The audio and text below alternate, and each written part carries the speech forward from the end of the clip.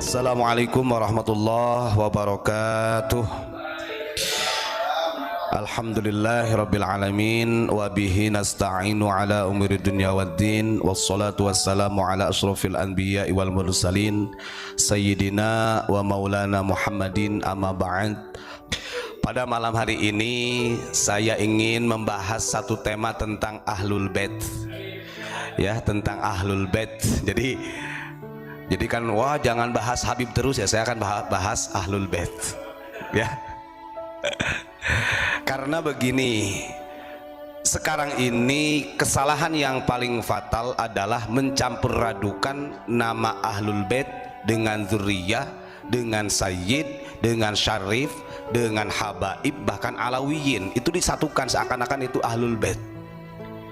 Padahal kita sepakat, ulama-ulama kita sepakat sesuai dengan nas Al-Quran, sesuai dengan tafsir, kalau perkataan Ahlul Bait itu ditakhususkan untuk orang-orang tertentu, sehingga mau dzurriyyah, mau habaib, mau kemudian sayyid, syarif atau alawiyin dalam istilahnya orang-orang Syiah, ini tidak bisa dikategorikan Ahlul Bait yang dijamin surganya oleh Allah.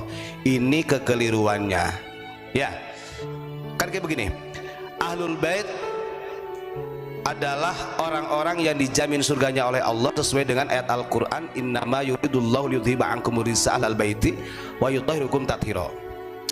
Di situ tercatat 5 orang, wakila 6. Ada Kanjeng Nabi, Sayyidina Ali, Fatimah, Hasan dan Husain.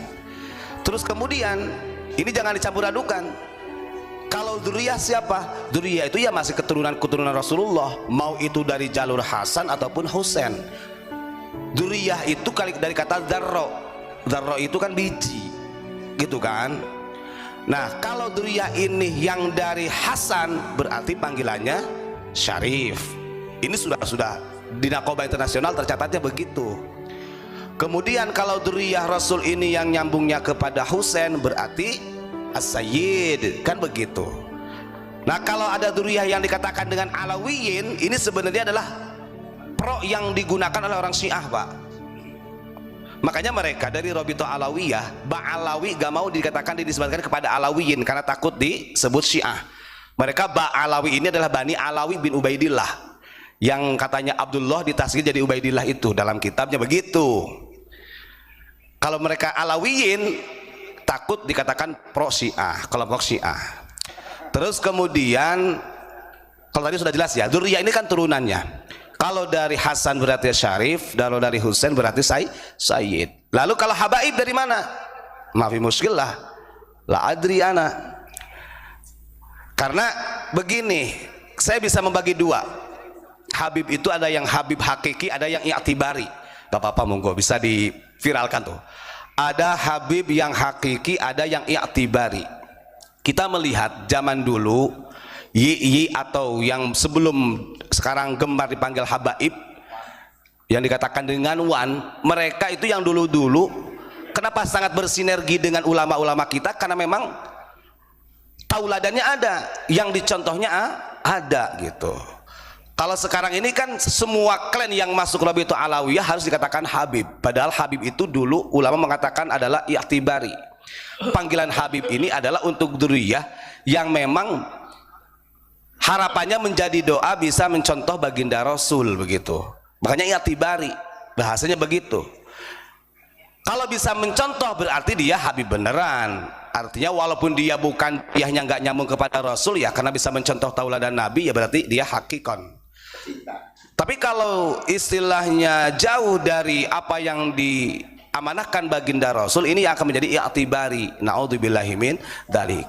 Nah, ini harus kita pisah dulu, jangan disamaratakan Ahlul Bait semuanya Ahlul Bait, semuanya Ahlul Bait, sehingga umat muslim yang ada di Indonesia ini ditakut-takuti gitu kan. Kamu kalau benci sama habaib haram masuk surga, kalau memusuhi habaib, kalau tidak beriman kepada habaib sholatnya tidak sah. Itu kan bukan untuk habaib, untuk Ahlul Bait. Nih kita bacakan dulu ya sebelum. Nah, ini makanya ada kekeliruan sebenarnya karena mencampur adukan pemahaman tadi itu. Nih kita tegaskan ya, sebelum saya baca kitabnya, di dalam kitab I'anatut Thalibin Kita bacakan syair tentang betapa pentingnya mencintai Ahlul Bait yang ditulis oleh Imam Syafi'i. yang menggunakan bahar wafir. Bahar wafir itu yang ditulis oleh Al-Imam Khalil bin Ahmad, salah satu guru Imam Sibaweh. Begini syairnya, monggo nanti saya terjemahkan. Buhuru syi'ri wafiruha jamilun mufa'alatun fa'ulun. Ya ala baiti rasulillahi hubbukum fardhum minallahi fil qur'ani anzalahu yakfikum min azimil fakhri annakum ma lam yusalli alaikum la salata lahu. Nah, kalau saya katakan ada oknum Habib yang mengatakan kalau kamu benci sama Habib, gak beriman sama Habaib, kemudian sholatnya tidak diterima, ya, kemudian perlu dipertanyakan keimanannya, ini sudah jelas menyalahkan, merubah tekstual syair daripada yang ditulis oleh Imam Syafi'i dalam kitab I'anatul Thalibin. Kok berani mereka? Ya berani, wong mereka sudah punya tradisi kayak gitu. Tahriful kitab wa sunnah itu tradisinya mereka. Orang ahlul baitnya saja, cicitnya baginda Rasul Al-Imam Ali Zainal Abidin gak berani tuh mendoktrin umat kayak gitu. Ini yang hanya dzarrah dari dzurriyah, dari bijinya saja, yang juga bijinya juga belum tentu asli gitu kan, sudah berani mengatakan demikian. Itu sebenarnya yang kita koreksi, dan kami ingin memahamkan umat muslim yang ada di Indonesia dimanapun berada, kan begitu. Nih artinya, wahai ahlul bait Rasul, cinta kepadamu adalah merupakan sebuah kewajiban yang Allah turunkan di dalam Al-Quran. Ingat, ahlul bait. Dan Imam Syafi'i ini juga beliau menulis dalam I'anah ini, ahlul baitnya adalah ahlul bait yang betul-betul yang sudah masyhur disepakati oleh ulama-ulama mufassir ataupun ulama hadis. Ini sudah nggak ada tutup-tutup aling, kan begitu. Sehingga dikaitkan syair ini oleh Imam Syafi'i di bab sholat. Maka cukup sebagai bukti kemuliaan. Artinya nih, kalau ahlul bait ini cukup sebagai bukti kemuliaan itu membaca sholawat kepada keluarga Nabi, ini menjadi rukun sholat. Sehingga kalau tidak ada Allahumma sholli ala sayyidina Muhammad wa ala ali sayyidina Muhammad, sholatnya nggak sah kata Imam Syafi'i. Itu bentuk kemuliaannya ahlul bait. Makanya nggak baca, kalau istilahnya kita sholat kemudian nggak baca sholawat dan tidak menggunakan wa ala ali sayyidina Muhammad, ya nggak sah, karena itu menjadi rukun. Ini saking mulianya, saking fakhrunnya, mulianya ahlul bait. Yaitu tadi, jangan dicampur adukan ahlul bait dengan sayyid, dengan syarif, dengan habaib, dengan dzurriyah, dengan alawiyin. Yang repot itu kalau dicampur adukan. Ini nanti bagaimana umat itu nanti ya ditakut-takuti. Bahkan sampai tadi juga saya mendengar ceramahnya Habib Taufik Assegaf Pasuruan ini sebagai ketua RA. Bisa saya setel, ada tuh. Indonesia itu merdeka gitu. Ini adalah jasa-jasanya, thariqahnya para habaib gitu kan. Sekarang ada orang yang membenci habaib. Ini perlu dipertanyakan keimanannya. Ngomong gitu. Ini sudah doktrin yang salah nih. Padahal nih kalau sampai fudul menyampaikan sesuatu ini sudah dari jalur jauh dari syar'iyah, ini akan membahayakan umat. Sudah madallun, akhirnya mudillun. Ini Imam Syafi'i. Jangan campur adukan. Coba dipisah. Oh, ahlul bait ini adalah takhassus buat keluarga Nabi yang dijamin surganya disebut ahlul bait. Begitu. Di situ ada 5 orang, wakil 6. Kemudian, oh kalau sayyid berarti ini dzurriyyah Rasul yang dari jalurnya Husain. Kalau syarif berarti ini adalah dzurriyyah Rasul dari jalurnya Hasan. Kalau alawiyin ini yang menisbatkan adalah orang-orang Syiah, keturunannya kepada Ali. Alawiyin. Nah, kalau habaib dari Ba'alawi itu dari Alawi bin Ubaidillah, yang itu yang ceritanya seperti itu.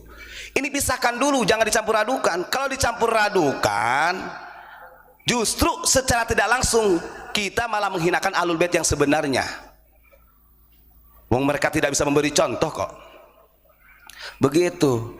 Ingat, sayyid ini adalah sebagai ibarati, asyarif juga ibarati, habaib juga ibarati. Ini artinya supaya kita bisa mencontoh akhlak baginda Rasulullah Shallallahu Alaihi Wasallam.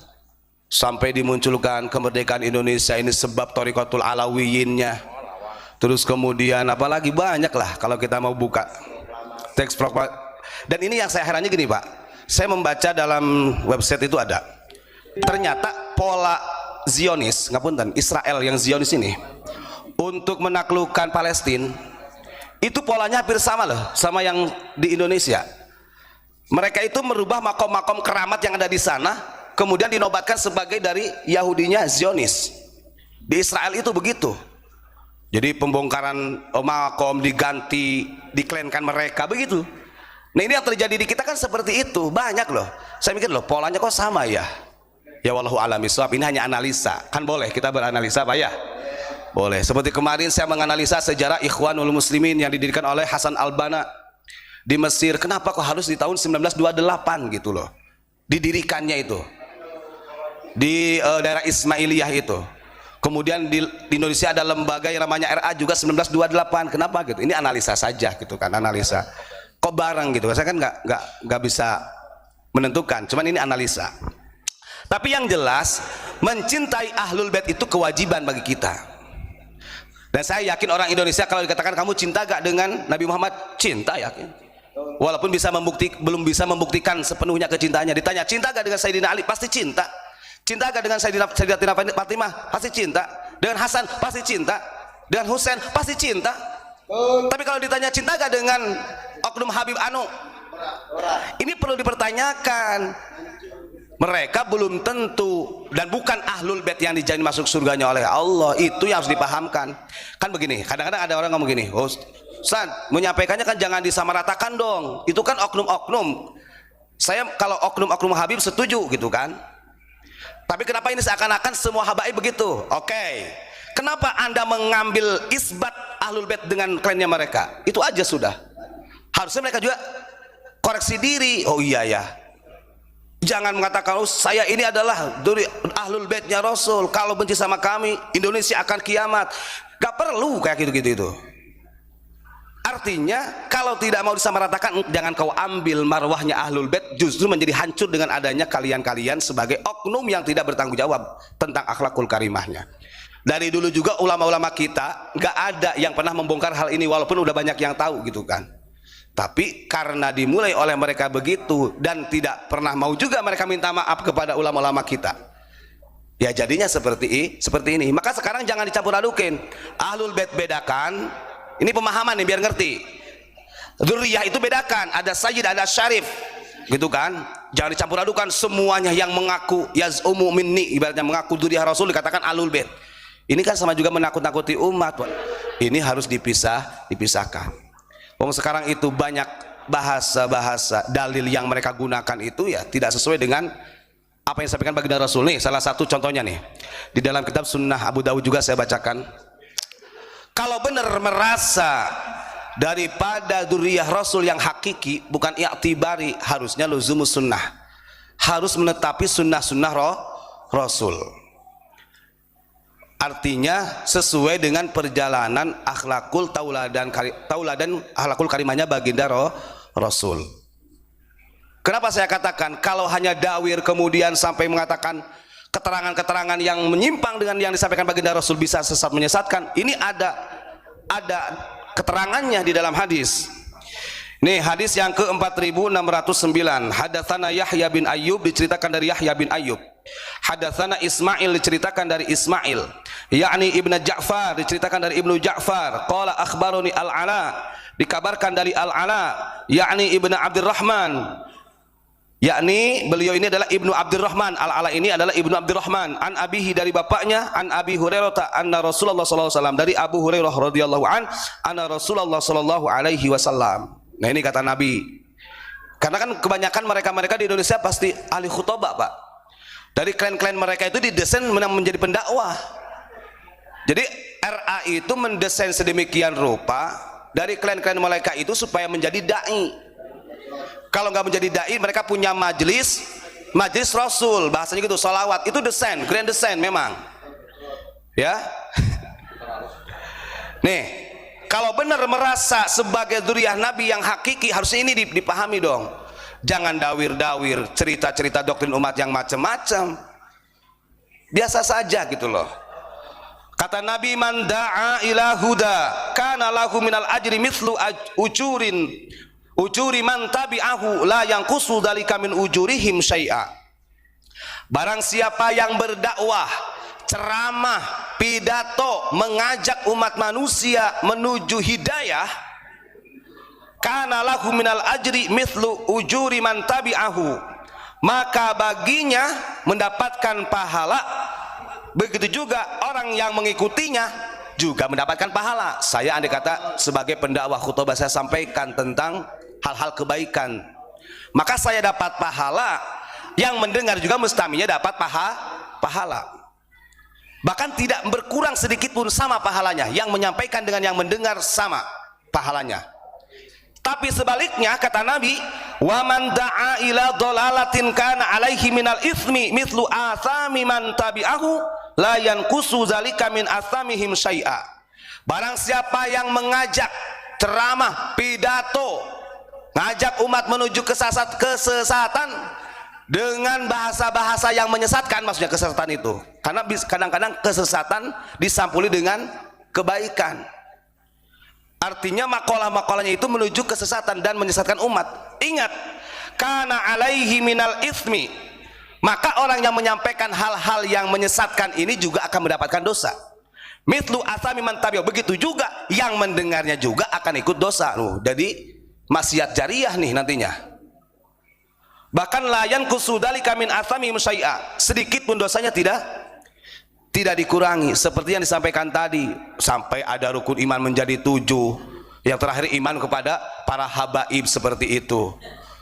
Ini kan bisa dolun mudilun. Coba kalau ini sampai membekas kepada umat, dosamu yo besar, umat juga besar, dan ini akan menjadi jariyah. Makanya benar kata Nabi, akhir zaman itu nanti akan kathirul khutbah qalilul ulama. Banyak ahli-ahli ceramah yang gembar-gembor, teriak-teriak di forum, pidato, mengajak umat, sementara ulamanya sedikit. Benar.